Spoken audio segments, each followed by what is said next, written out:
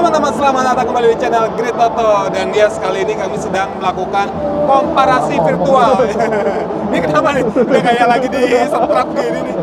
Oke teman-teman, jadi kita melakukan komparasi virtual karena memang ini ada pendatang baru nih, Mitsubishi X-Force ya. Dan kita akan mencoba ini membandingkan nih beberapa sektor ya, nggak semuanya kali ini karena masih terbatas aja. Iya teman-teman, jadi di beberapa ulasan yang udah kita bahas kemarin teman-teman, itu jadi ada banyak yang nanya Riz.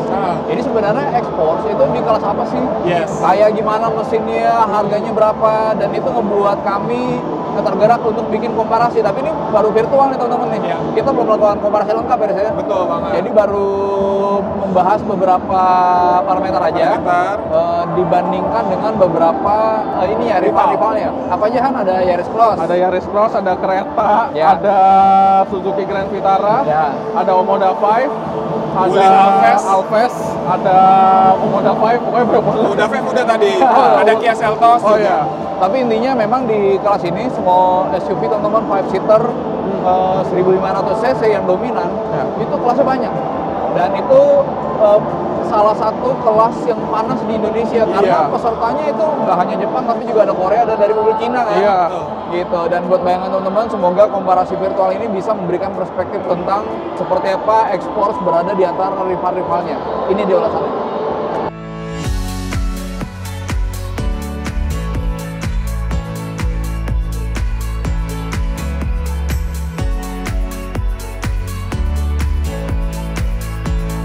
Oke teman-teman, pembahasan pertama kita bakal ngomongin soal technical nih, ke technical, soal mesin dan juga transmisi. Yang kita tahu si X-Force ini dia pakai mesin 1500 cc dengan transmisi CVT nih. Jadi dia sebetulnya di segmennya ini banyak juga yang teknologi beragam kan, seperti mobil-mobil lainnya. Misalnya kayak apa ya? Di Yaris Cross. Ya, kalau Yaris Cross teman-teman itu sebenarnya juga punya mesin 1.5. Tapi dia ada pilihan hybrid race, paralel hybrid. Lalu dengan transmisi ada yang manual, CVT ada dan yang manual. CVT, ada yang gitu. Sementara kalau di Honda SRV 1.5 ada, tapi ada yang 1.5 turbo. Nah, itu kenceng tuh. Sementara transmisinya matic tapi CVT. Ya kan.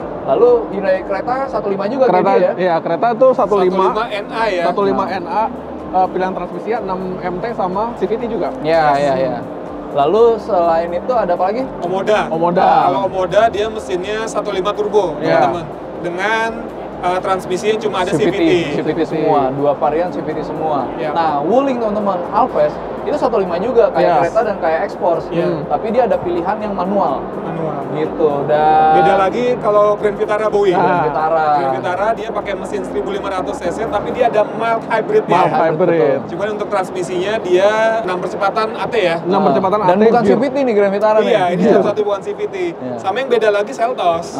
Dia dari mesinnya beda, transmisinya beda karena mesinnya 1.4 turbo dengan transmisi 7 speed dual clutch ya. Nah, Seltos ini memang agak unik teman-teman karena dual clutch itu punya keunggulan dalam soal shifting yang lebih cepat kan. Cuma memang di sisi lain dia jadi cenderung kikuk ya harusnya kalau pas lagi di kecepatan rendah yang merayap gitu. Tapi intinya adalah kemarin kita sempat tanya ke tim risetnya Mitsubishi, tim teknikalnya, kenapa X-Force hanya punya satu klien mesin, satu klien mesin dan transmisi kan.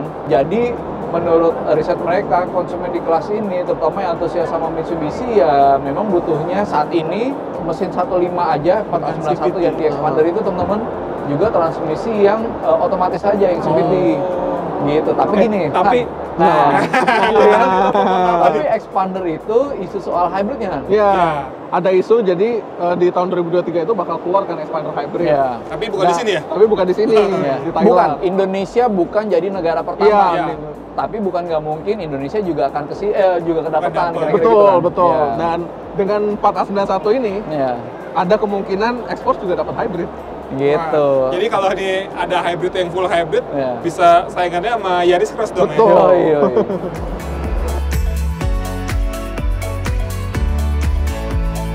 Sekarang kita bahas fiturnya teman-teman, dan di segmen small SUV itu level fiturnya tuh beragam banget ya. Iya, dan fitur kita tahu teman-teman bahwa salah satu faktor penting dalam orang memilih mobil. Ya kan? Soal fitur, X-Force ini sebenarnya lumayan teman-teman, karena dia punya audionya itu Yamaha, Riz. Motor. Iya. Motor. Pesawat. Semakin di depan. Karena Yamaha tuh memang punya apa ya? Punya literasi dalam membangun sound system yang baik. Expertise juga. Expertise. Bahkan dia punya ini ya Hane yang kemarin diceritain sama tim teknikalnya Mitsubishi, dia punya perbendaharaan Artis juga untuk konsumennya yang beli alat musik. Iya, sehingga kita bisa membayangkan bahwa di antara banyak brand audio nih, Riz, ada Yamaha, ada Bose, ada Rockport Fosgate misalnya. Yamaha adalah salah satu yang paling oke. Dan di ekspor, mestinya nih teman-teman yang suka dengan audio sistem yang berkualitas gitu ya, kita bisa berharap banyak sama fitur ekspor yang Yamaha sound system ini. Gitu. Lalu dia punya ini SUV teman-teman, itu sebenarnya jenis mobil yang dekat dengan dunia yang lebih beragam, off-road gitu ya, jalan jelek, mungkin nggak usah off-road ground clearance tinggi kan, tapi ground clearance tinggi, ketemu jalan makadam, gravel gitu-gitu. Nah, ini ekspor sendiri punya mode berkendara normal, wet, gravel, sama mat. Kalau teman-teman termasuk orang ini, Riz, yang doyan outing, camping, ketemu jalan tanah, gravel gitu, mestinya ini lebih bisa menangani dengan baik. Gitu. Dan itu dia punya active yaw control ya. Active yaw control. Itu udah pernah nyobain juga di Expander Pro sih. Waktu manuver enak banget ya. Iya, active yaw control tadi Aris bilang. Lalu sama ada itu apa AC dual zone. AC dual zone dengan Nano E. Jadi dia lebih straight. AC di dalam.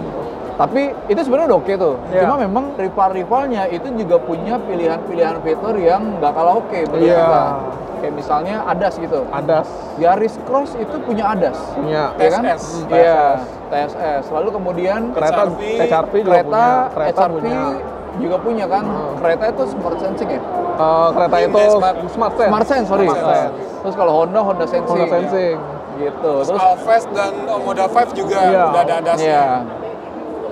Jadi emang cukup beragam juga ya. Dan gak cuma itu, sebetulnya fitur-fitur lain yang juga cukup penting nih di Indonesia, tapi penting nggak penting sebetulnya. Ada tapi enggak juga. Nggak apa-apa. Kayak misalnya panoramic roof gitu ya. Ini ada, tapi jarang dipakai juga gitu. Dan SRP kan ada panoramik kan. Panoramik. Cuma ketika dia mau dipakai, artinya mau dibuka plafonnya, itu penyimpanannya memang agak menyulitkan tuh. Beda sama kayak di kereta misalnya. Untuk panoramik bukanya itu lebih praktis. Terus tapi di secara Grand Vitara? Di Grand Vitara dia juga ada panoramik, tapi itu bukan fitur terbaiknya dong. Karena dia punya mild hybrid kan. Jadi dia ada idling stop, lalu dia bisa fungsi assisting juga. Jadi ketika dia lagi jalan dia lebih irit. Dan supaya teman-teman dapat bayangan lebih utuh tentang list fiturnya, teman-teman bisa lihat di sini.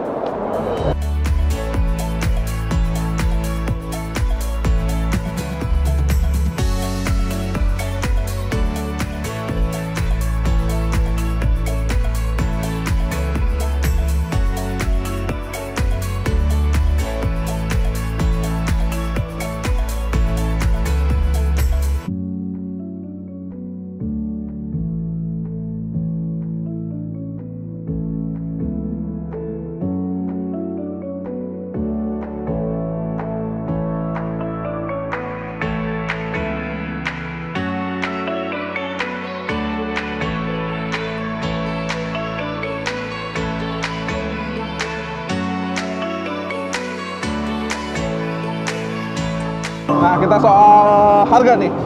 Jadi di small SUV ini rata-rata di antara 300-an juta sampai 400-an juta, tapi ada tapinya. Kita mulai dari ekspor dulu teman-teman. Harganya itu dimulai dari 379,9 juta untuk varian Exit. Sementara untuk varian Ultimate itu 412,9 juta.